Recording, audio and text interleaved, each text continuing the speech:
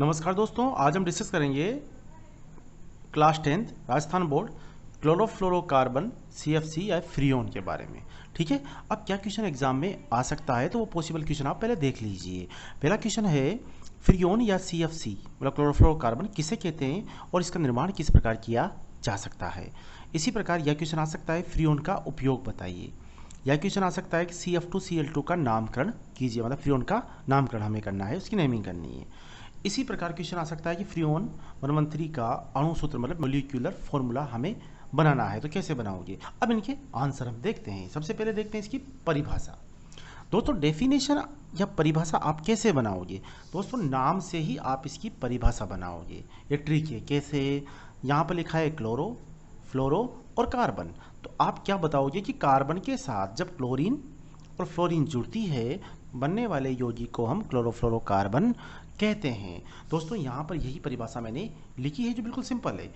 जब कार्बन परमाणु से क्लोरीन और फ्लोरीन जुड़कर यौगिक का निर्माण करते हैं तो बनने वाले यौगिक को ही क्लोरोफ्लोरोकार्बन कहते हैं या फ्रियोन कहते हैं। अब दोस्तों इसका निर्माण देखते हैं का फॉर्मेशन किस प्रकार से होता है। देखिए दोस्तों, इसके लिए कार्बन टेट्राक्लोराइड की क्रिया हम करवाते हैं हाइड्रोजन फ्लोराइड से। देखिए यहाँ पर, और इसमें जो उत्प्रेरक कैटलिस्ट हम यूज़ करते हैं वो है एंटीमनी पेंटाक्लोराइड, तो फ्रियोन 11 बनता है, जिसको हम नाम दे सकते हैं कि ट्राईक्लोरो मोनोफ्लोरोमेथेन, बट इसका जो IUPAC नेम है वो फ्रियोन 11 है। आगे देखिए दोस्तों, सबसे इम्पोर्टेंट जो एग्जाम में आता है वो है इसका नामकरण, कि फ्रियोन का नामकरण, नेमिंग ऑफ फ्रियोन किस प्रकार से की जा सकती है।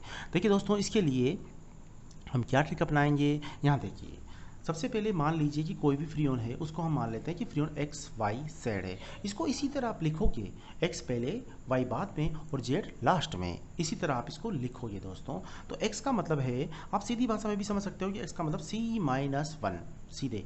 C का मतलब कार्बन परमाणु की संख्या, मतलब number of carbon atom, minus क्या करना है 1, उसमें से 1 आपको घटाना है। Y अगर हम देखें तो यहाँ पर आपको प्लस करना है 1, किसमें, हाइड्रोजन परमाणु की संख्या में 1 प्लस आपको करना है। दोस्तों अब मैं आपको एक चीज़ समझा देता हूँ। हमेशा यहाँ पर इस बीच वाला जो हिस्सा है जो Y का मान है, हमेशा यहाँ पर 1 ही आएगा।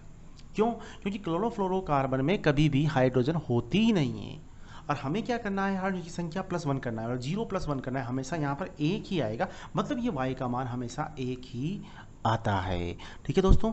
अब जेड का मतलब आप सीधे सीधे समझ जाओगे कैसे, फ्लोरीन परमाणु की संख्या, मतलब नंबर ऑफ फ्लोरीन एटम्स, कि उस यौगिक में फ्लोरीन के कितने परमाणु हैं। तो ये दोस्तों, ये दो चीज़ें यहाँ पर हमेशा 1 आएगा, ये मैंने आपको बता दिया। और यहाँ पर फ्लोरीन परमाणु की संख्या कितनी है उस कंपाउंड के अंदर, तो आपको वो देखना है, वो सीधे आप लिख दोगे। देखिए दोस्तों, अब जैसे मान लीजिए कि ये आपको बता रखा है, इसका हमें नामकरण करना है, तो दोस्तों आप कैसे करोगे। देखिए X का मान, Y का मान और Z का मान हम तीनों निकाल रहे हैं।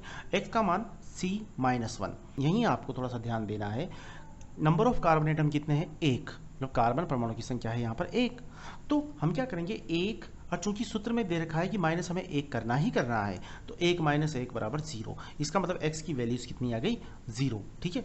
Y का मान मैंने आपको सीधे ही बता दिया कि Y का मान 1 ही आएगा, तो आपको सोचने की कोई आवश्यकता नहीं है, ना ही कोई चीज़ ज्ञात करनी है आपको, यहाँ पर सीधे आप 1 लिख दोगे। ठीक है। और Z number of fluorine atoms, fluorine परमाणु की संख्या आप इस कंपाउंड के अंदर देख सकते हो 2 है, तो यहाँ पर आप लिख दोगे 2। ठीक है। तो अब इस फ्रियोन का जो नाम क्या बन जाएगा, देखिए फ्रियोन आप लिखोगे तो यहाँ पर आप 0 भी लगा सकते हो, नहीं भी लगाओ तो कोई फर्क नहीं पड़ता, तो इसका नाम हो जाएगा फ्रियोन 12। ठीक है। तो दोस्तों आई थिंक आपको समझ में आ गया होगा। आप मेरे चैनल पे विजिट करके इसका डिटेल वीडियो देख सकते हो। मेरे चैनल का लिंक इस वीडियो के अंदर आपको मिल जाएगा, साथ ही मेरी वेबसाइट और फेसबुक पेज का लिंक भी आपको यहाँ पर मिल जाएगा। Thank you for watching. जय हिंद।